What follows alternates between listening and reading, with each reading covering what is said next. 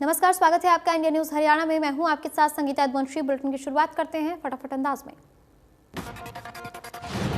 लोकसभा में लखीमपुर खीरी केस को लेकर के विपक्ष सरकार पर लगातार हमलावर है। इस दौरान लखीमपुर खीरी केस पर चर्चा की मांग की गई।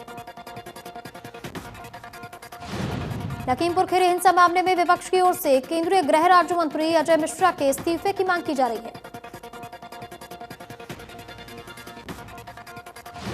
राज्यसभा में वेंकैया नायडू ने संसद की कार्यवाही में हंगामे को लेकर चिंता व्यक्त की। राज्यसभा की कार्यवाही को सोमवार तक के लिए स्थगित कर दिया गया।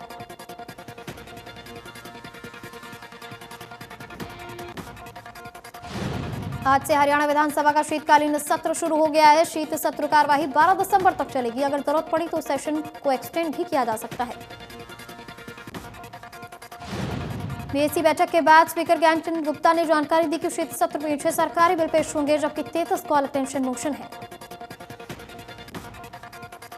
स्पीकर ज्ञानचंद गुप्ता ने बताया कि अभी तक कुल 170 सवाल मिले हैं, तो वहीं कोविड प्रोटोकॉल का पूरा ध्यान रखा जाएगा। विधानसभा की कार्यवाही से पहले स्पीकर ज्ञानचंद गुप्ता का बयान, बोले जरूरत पड़ी तो बढ़ाएंगे सत्र की अवधि। विधायक जनहित में सदन की गरिमा बनाए रखें। विधानसभा सत्र शुरू होने से पहले मुख्यमंत्री आवास पर विधायक दल की बैठक, जिसमें बीजेपी जेजेपी विधायक दल की बैठक में रणनीति बनाई जाएगी। इस दौरान डिप्टी सीएम दुष्यंत चौटाला भी रहे मौजूद। चंडीगढ़ में कांग्रेस विधायक दल की आज होगी बैठक। सरकार को घेरने के लिए रणनीति बनाई जा सकती है। भर्ती घोटाला, किसानों समेत कई मुद्दों पर सरकार को घेरने की तैयारी होगी। तो वहीं एमएसपी पर किरण चौधरी ने प्राइवेट मेंबर बिल दिया है।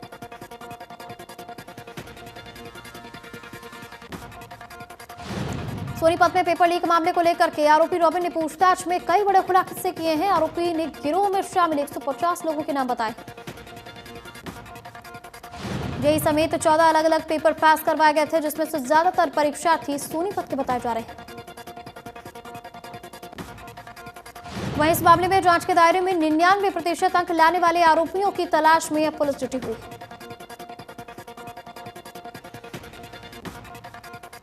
फरीदाबाद के बल्लभगढ़ में सर्दी का सतम परेशान करने लगा है। सड़कों पर धुंध नहीं, लेकिन बढ़ती ठिठुरन से सर्दी ज्यादा पड़ने की उम्मीद है।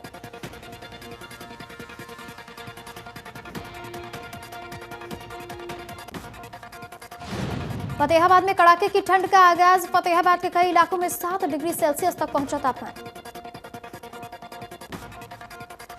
ठंड के साथ ही कोहरे ने दी दस्तक। इलाके में छाया रहा घना कोहरा। सड़कों पर वाहनों की रफ्तार भी कम। धुंध के कारण बढ़ेगा गेहूं की फसल का उत्पादन। लगातार बढ़ रही ठंड के कारण किसानों की फसलों को होगा ज्यादा फायदा। यमुनानगर का न्यूनतम तापमान 2 से 3 डिग्री के बीच में चल रहा है। इस तापमान में आने वाले दिनों में एक और गिरावट देखने को संभावना है। प्रशासन ने 1 दिसंबर से रैन बसेरे खोल दिए हैं। इसमें आने वाले लोगों के लिए आधार कार्ड जरूर रखा गया है, लेकिन कई लोगों के पास आधार कार्ड नहीं है। यमुनानगर के उपायुक्त पार्थ गुप्ता ने अचानक रेलवे स्टेशन सहित विभिन्न इलाकों का दौरा किया। इस दौरान उन्होंने देखा कि कई लोग सड़क के बीचों बीच डिवाइडर पर खुले आसमान के नीचे सो रहे हैं। करनाल में रिजर्व फॉरेस्ट में खड़े सैकड़ों हरे पेड़ों को वन विभाग के कर्मचारियों ने अवैध तरीके से काटकर बेच दिया। पेड़ों की कटाई के लिए विभाग से अनुमति नहीं ली गई थी। फॉरेस्ट विभाग ने मामले की उच्च स्तरीय जांच शुरू कर दी है। जंगल से पेड़ों की अवैध कटाई के आरोपों में घिरे फॉरेस्ट गार्ड को सस्पेंड कर दिया गया है, जबकि वन दरोगा को भी अब पूछताछ के लिए बुलाया गया है। ग्रामीण की शिकायत के बाद वन विभाग हरकत में आया। बड़े क्षेत्र में पहले से रिजर्व फॉरेस्ट में कई तरीके के हजारों वन्य जीव हैं।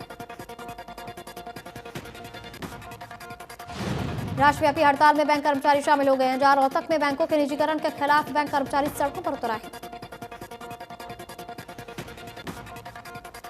केंद्र सरकार के बैंकों के निजीकरण के फैसले के विरोध में बैंक कर्मचारी हड़ताल पर हैं। हालांकि प्राइवेट बैंकों में काम जारी रहेगा।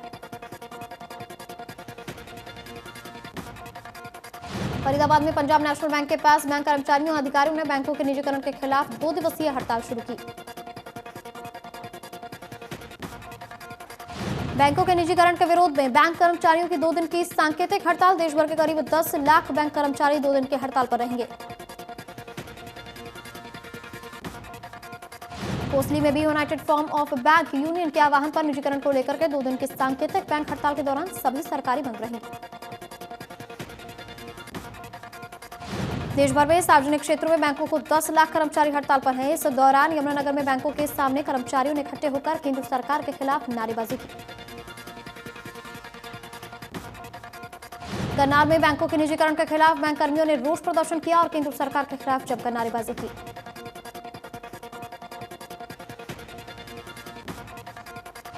भिवानी जिले में पुलिस द्वारा नाइट डेमिनेशन अभियान चलाया गया। पुलिस के द्वारा हर गली कूचे और चौक चौराहों पर वाहनों की तलाशी ली गई। महिला पुलिसकर्मियों के द्वारा लोगों को यातायात के नियमों के प्रति जागरूक भी किया गया।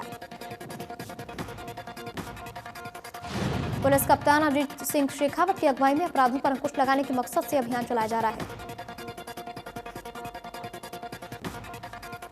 लोहारू में ईश्वरवाल महाविद्यालय के छात्र छात्राओं ने अपनी मांगों के चलते हिसार सेवानी रोड जाम कर दिया। छात्रों की मांग है कि महाविद्यालय में स्टाफ की कमी को पूरा किया जाए।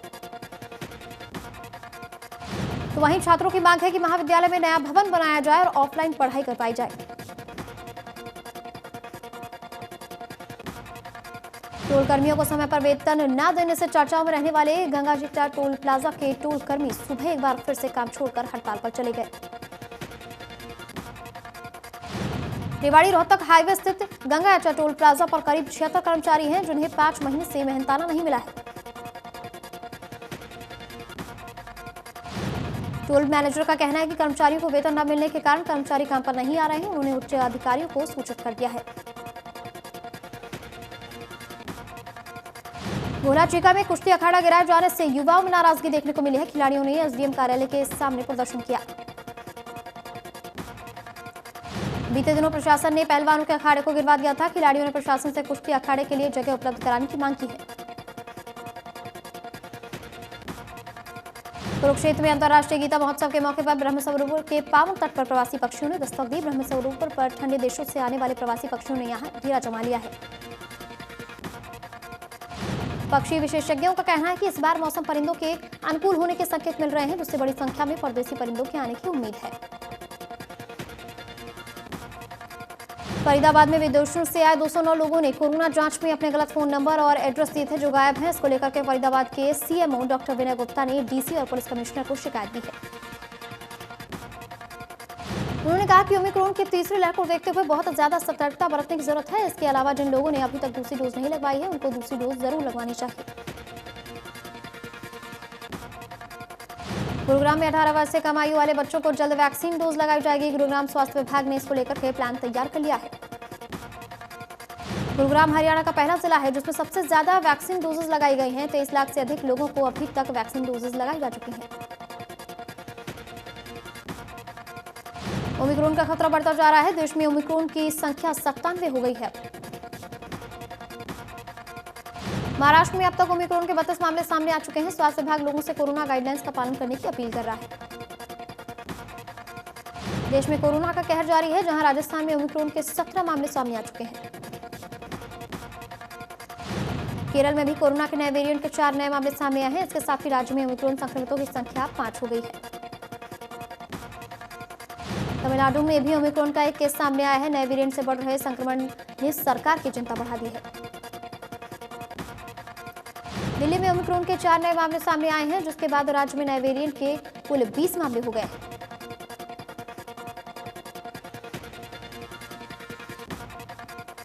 देश में कोरोना के 7,437 नए मामले सामने आए हैं और 391 मरीजों की मौत हो गई है। ब्रिटेन और अमेरिका में कोरोना के डेल्टा ओमिक्रॉन वेरिएंट का कहर बढ़ता जा रहा है। ब्रिटेन को कोविड-19 के 78,610 नए मामले सामने आए हैं। यमुनानगर में सरस्वती किनारे गांव में प्राचीन सिक्के और बाकी सामान का मिलना लगातार जारी है। कुछ दिन पहले जहां संधाया गांव में कुछ सिक्के मिले थे, तो वहीं फिर से प्राचीन सिक्के और मूर्तियां पाई गई हैं, जिससे ग्रामीणों ने सरस्वती हेरिटेज विकास बोर्ड के डिप्टी चेयरमैन को सौंप दिया है। डिप्टी चेयरमैन ने बताया कि सरस्वती का इतिहास बहुत पुराना है। उन्होंने बताया कि इस बारे में उपायुक्त को लिखा गया है कि वो इस इलाके को प्रोटेक्ट करें और लोगों से भी अपील की गई है कि इस इलाके से जो भी सामान मिलता है उसे सरकार को सौंप दे। पानीपत में लघु सचिवालय में सैकड़ों की संख्या में आंगनवाड़ी वर्कर्स सरकार के खिलाफ नारेबाजी करते हुए धरना दे रहे हैं। ऐसे में आंगनवाड़ी वर्कर्स ने बताया कि सरकार ने 2018 में उनकी मांगे मान ली थी, लेकिन अभी तक लागू नहीं की गई।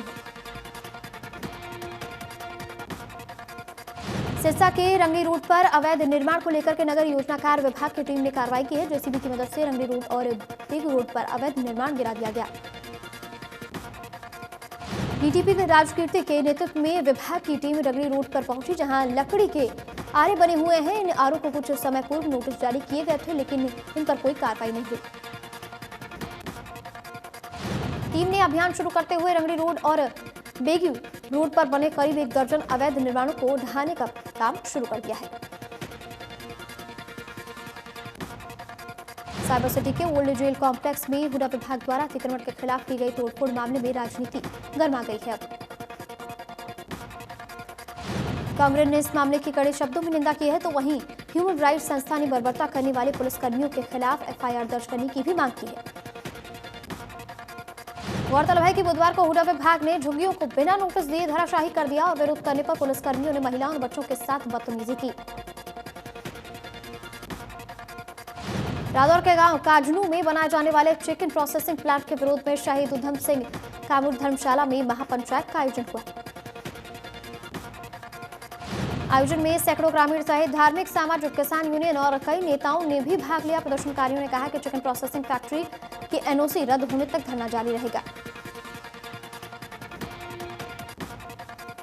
फरीदाबाद नगर निगम द्वारा फरीदाबाद को स्वच्छ बनाने के लिए एक और नया अभियान शुरू कर दिया गया है, जिसको नाम दिया गया है 31 दिसंबर याद है ना। अभियान को लेकर एडिशनल कमिश्नर इंद्रजीत कुलड़िया ने कहा कि 31 दिसंबर को फरीदाबाद में एक मेगा ड्राइव चलाई जाएगी। पूरे शहर में लोगों की भागीदारी के साथ निगम का पूरा दस्ता उस दिन सड़कों पर रहने वाला है। महम के बहड़ी मातो गांव में स्वर्ण जाति के लोगों ने एक विशेष अनुसूचित जाति के परिवारों का सामाजिक बहिष्कार कर दिया। इसके साथ ही गांव का कोई व्यक्ति इन परिवारों के सदस्यों को खेत, घर और दुकान में प्रवेश करने नहीं देगा। यदि किसी ने ऐसा किया तो उससे 11,000 का जुर्माना वसूला जाएगा। गुरुग्राम के सेक्टर 40 में कनई गांव में मकान में आग लग गई। दम घुटने की वजह से एक व्यक्ति की जान चली गई। मृतक मकान में किराए पर रहता था। हादसे के वक्त पूरा परिवार घर में सोया हुआ था, जिसके चलते उन्हें बचने का मौका नहीं मिल पाया। कमरे में शॉर्ट सर्किट के चलते आग लगी। कमरे में धुआं निकलता देख पड़ोसियों ने परिवार को सूचित किया। मृतक की पत्नी और बच्चों को बाहर निकाला, अस्पताल पहुंचाया गया।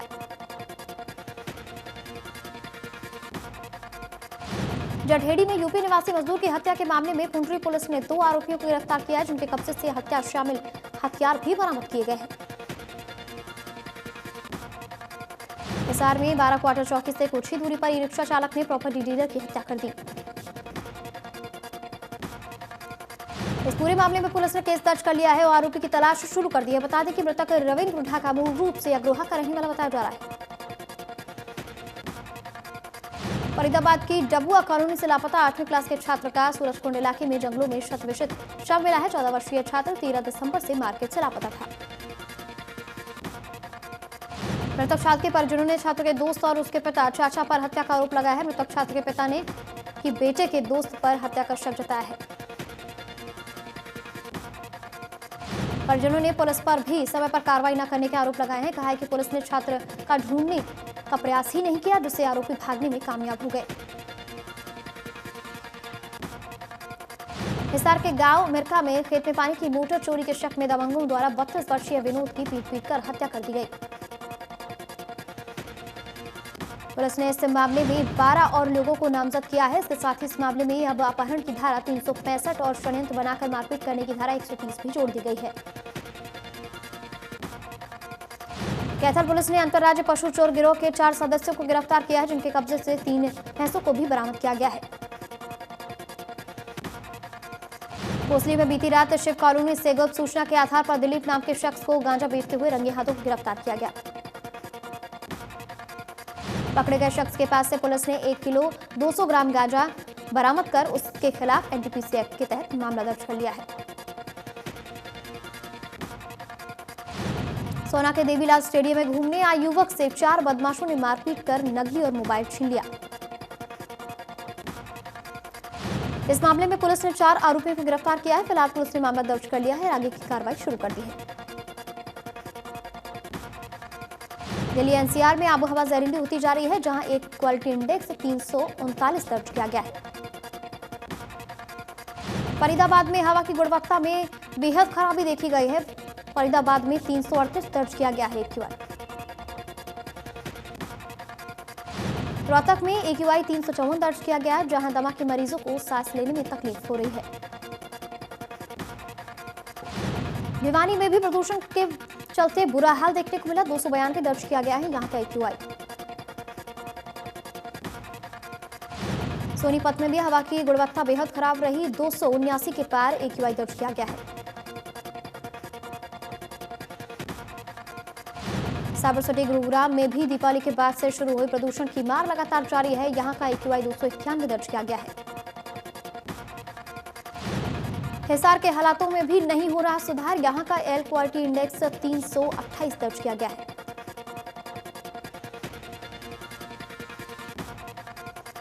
काशी में अखिल भारतीय महापौर सम्मेलन किया गया। प्रधानमंत्री नरेंद्र मोदी ने वीडियो कॉन्फ्रेंसिंग के माध्यम से सम्मेलन का उद्घाटन किया।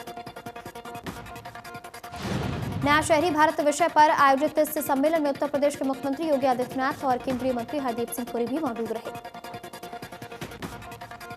शहरी विकास के क्षेत्र में भारत सरकार और उत्तर प्रदेश सरकार की प्रमुख उपलब्धियों को प्रदर्शित करने के लिए एक प्रदर्शनी भी आयोजित की जा रही है, जो 17 से 19 दिसंबर तक चलेगी। CDS बिपिन रावत के निधन के बाद फिर से पुरानी व्यवस्था को लागू कर दिया जाएगा। Army chief general MM Naravane को चीफ ऑफ स्टाफ कमेटी का अध्यक्ष नियुक्त किया गया है। तमिलनाडु के कुंडूर में हुए हेलीकॉप्टर हादसे में शहीद हुए ग्रुप कैप्टन वरुण सिंह का अंतिम संस्कार आज पूरे सैन्य सम्मान के साथ भोपाल के बैरागढ़ स्थित विश्राम घाट पर किया गया। इस हादसे में शौर्य चक्र विजेता ग्रुप कैप्टन वरुण सिंह अकेले जिंदा बचे थे, जिनका इलाज बेंगलुरु के आर्मी अस्पताल में चल रहा था। 15 दिसंबर को वो भी जिंदगी की जंग हार गए। फिल्म 83 24 दिसंबर को सिनेमाघरों में दस्तक देने वाली है। फिल्म के लीड रोल में रणवीर सिंह और दीपिका पादुकोण नजर आने वाले हैं, तो वहीं फैंस को इस फिल्म का बेसब्री से इंतजार है।